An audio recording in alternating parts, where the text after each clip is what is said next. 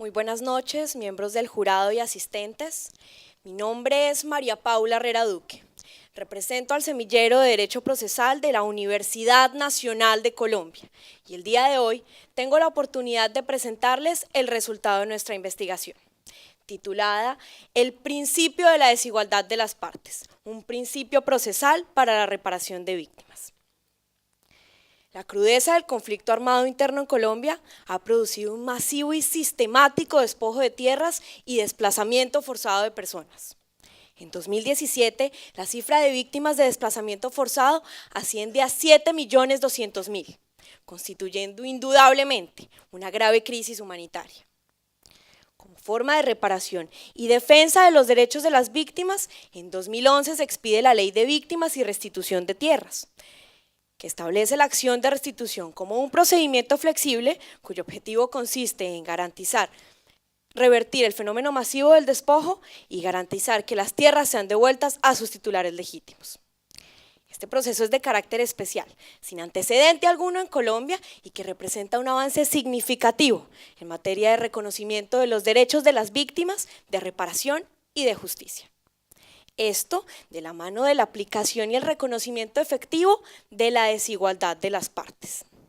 Así, en el diseño de la ley se partió de una premisa sociológica que parecía razonable en el momento. Existe una profunda desigualdad de las partes, entendida entre quien pretende ser reparado en el proceso de restitución y el ocupante.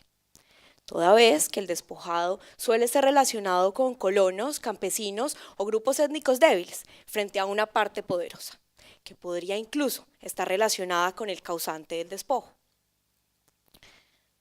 Lo que resulta paradójico es que el desarrollo de dicha premisa sociológica aplicaba en algunos casos, pero no en la totalidad de las solicitudes.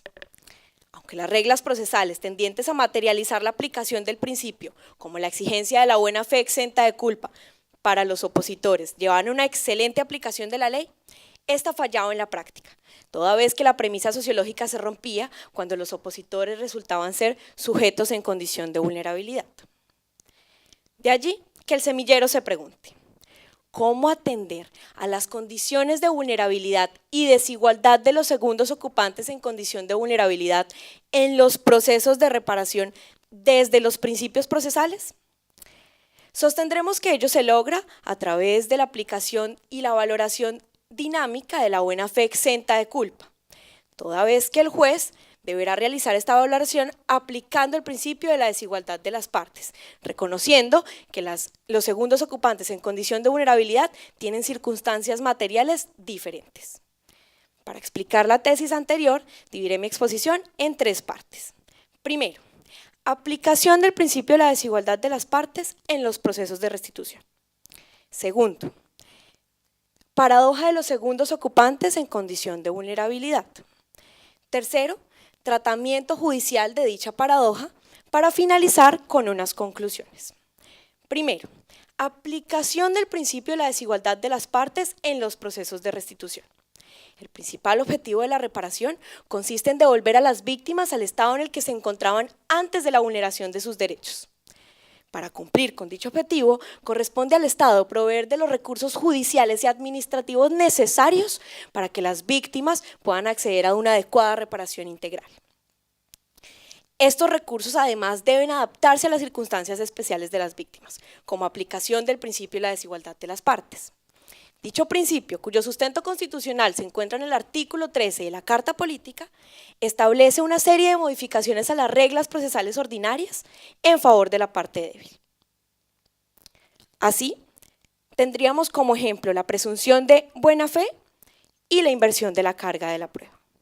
Segundo, paradoja de los segundos ocupantes en condición de vulnerabilidad. Las reglas procesales ideadas a partir de la ley para la protección de las víctimas tienen como propósitos: primero, relajar el estándar probatorio para las víctimas en los procesos de restitución. Segundo, hacer que el proceso transicional sea más expedito y eficaz. Y por último, incrementar el estándar probatorio para los opositores, toda vez que deberán desvirtuar las presunciones que la ley les otorga. Y en ese sentido, a los opositores se les establece una de las cargas más fuertes en el ordenamiento: la acreditación de la buena fe exenta de culpa. De esta forma, el opositor no deberá solo acreditar la convicción de haber actuado con la debida diligencia y cuidado, sino además un comportamiento tendiente a verificar, a demostrar que verificó y se cercioró que las tierras no habían sido abandonadas o despojadas con ocasión al conflicto. Lo anterior resulta razonable, toda vez que el propósito de la ley no se limita a la restitución de las tierras, sino además a sancionar con la pérdida de los bienes a quienes despojaron a las víctimas de sus tierras o a quienes aprovecharon las condiciones de vulnerabilidad y violencia para ocupar tierras despojadas. No obstante, el semillero encontró que en ocasiones este opositor no es una parte poderosa en el proceso a la que se pueda pedirle acredite la buena fe exenta de culpa, sino que el opositor, el segundo ocupante en condición de vulnerabilidad, puede ser tan vulnerable como el despojado. Lo que me lleva a pasar a mi tercer punto. ¿Cuál ha sido el tratamiento judicial de dicha situación? En el ajedrez existe un estado de la partida denominado Zugzwang, donde para uno de los jugadores el mejor movimiento posible es no realizar ningún movimiento, pues cualquiera de ellos puede resultar perjudicial. Sin embargo, el jugador está obligado a mover. En lo ateniente a segundos ocupantes en condición de vulnerabilidad, el panorama es igual de complejo para los jueces. ¿Qué hacer si la acción de restitución, cuya finalidad es reparar, puede ocasionar un daño y así intensificar el conflicto en vez de reducirlo? En 2015, la Unidad de Restitución de Tierras estableció que cuando los jueces y magistrados reconocieran la presencia de un segundo ocupante en condición de vulnerabilidad, debían establecer medidas tendientes a la satisfacción de sus derechos. No obstante, muchos jueces y magistrados no aplicaron estas medidas o no las incorporaron en sus sentencias, pues consideraban que no eran vinculantes. A partir de 2016, el panorama cambió un poco. Los jueces y magistrados reconocieron que los segundos ocupantes en condición de vulnerabilidad eran sujetos de especial protección constitucional. Y así, tribunales como el de Cartagena y Antioquia reconocieron que aunque los segundos ocupantes no acreditaran la buena fe exenta de culpa, debían establecérseles medidas tendientes a satisfacer sus necesidades. Asimismo, la Corte Constitucional en sentencia C-330 de 2016 estableció que el criterio exenta de culpa generaba una discriminación indirecta, toda vez que no otorgaba un carácter diferencial a estos segundos ocupantes en condición de vulnerabilidad que no participaron ni directa ni indirectamente con las causales del despojo.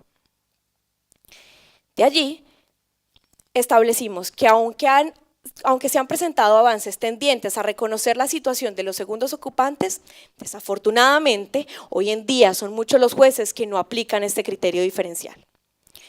Por lo tanto, el semillero ha considerado que la solución a la paradoja presentada es la aplicación y la valoración dinámica de la buena fe exenta de culpa, como una facultad deber del juez, que deberá garantizar la materialización del principio de la desigualdad de las partes. De lo anterior concluimos tres cosas.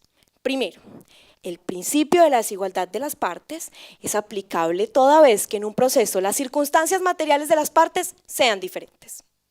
Segundo, en los procesos de restitución deben mantenerse las medidas tendientes a lograr un equilibrio procesal, toda vez que indudablemente la víctima se encuentra en situación de vulnerabilidad. Tercero, además, encontramos que en algunos casos los segundos ocupantes pueden estar en condición de vulnerabilidad. Y es en estos casos cuando los jueces deben tener un rol activo y establecer medidas tendientes a reconocer las circunstancias materiales de los segundos ocupantes como forma de evitar la prolongación del conflicto. La paz no se puede lograr si en los procesos judiciales seguimos manteniendo una desigualdad material. La búsqueda de justicia social en el campo debe constituir un deber y una prioridad para el Estado como una de las formas de atacar el conflicto que hoy se pretende corregir. Esto como un esfuerzo que estamos realizando los colombianos para lograr una paz digna, negociada y compatible con los derechos de las víctimas.